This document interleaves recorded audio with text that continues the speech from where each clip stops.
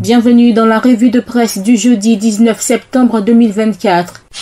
Économie, c'est le nouveau réveil qui ouvre cette revue avec 2 titres. Production vivrière dans 9 régions. L'UE finance un important projet en Côte d'Ivoire. Et puis, modernisation du secteur postal, les enjeux au cœur d'un atelier. Affaire augmentation de taxes au port autonome d'Abidjan, l'Inter rapporte que le gouvernement va se saisir du dossier. À la suite du Conseil des ministres d'hier mercredi 18 septembre 2024, Amadou Coulibaly, dans sa série de questions-réponses, a réagi à une potentielle hausse de taxes de douane applicable à un certain type de véhicules au niveau du port autonome d'Abidjan, comme l'ont annoncé les autorités portuaires à travers une circulaire. Il s'agit essentiellement d'un certain type de véhicules, notamment les véhicules utilitaires, mais tous les autres produits ne connaissent pas d'augmentation. De même pour les engins agricoles, les engins de bâtiments et travaux publics BTP ne connaissent pas d'augmentation, a-t-il d'abord clarifié, avant d'ajouter que le gouvernement se saisira du dossier. Le Patriote, lui, parle des ressources animales et halieutiques, le ministère engagé à accompagner les interprofessions.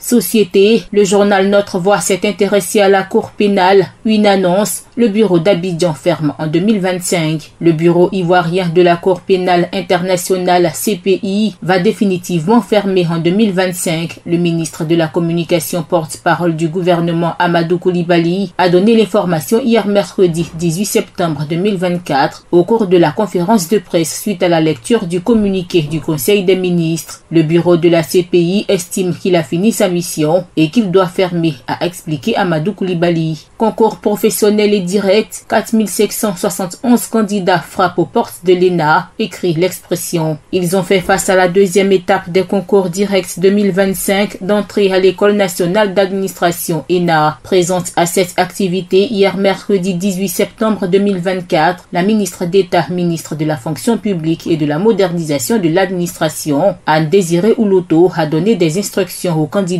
En effet, elle a conseillé à ces derniers de se concentrer sur ce qu'ils savent déjà et les a exhortés à prier afin d'être admis. Elle a ensuite souhaité que ce soit les plus compétents qui soient retenus. Je voudrais également que vous vous comportez en bon citoyen, a-t-elle indiqué. Ce sont au total 4571 candidats qui frappent aux portes de l'ENA.